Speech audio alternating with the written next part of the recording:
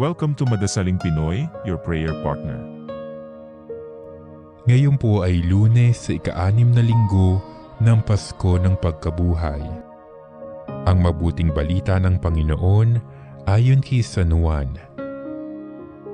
Noong panahong iyon, sinabi ni Jesus sa kanyang mga alagad, "Ngunit ang patnubay, ang Espiritu ng katotohanan, ang paparito mula sa Ama. Susuguin ko siya sa inyo buhat sa Ama at siya ang magpapatotoo tungkol sa akin. At magpapatotoo rin kayo tungkol sa akin sapagkat sa pasimula pa'y kasama ko na kayo. Sinasabi ko ito sa inyo upang huwag kayong mawala ng pananalig sa akin. Palalayasin nila kayo sa mga sinagoga. Darating ang panahon na ang sino mang pumatay sa inyo ay mag-aakalang naglilingkod siya sa Diyos.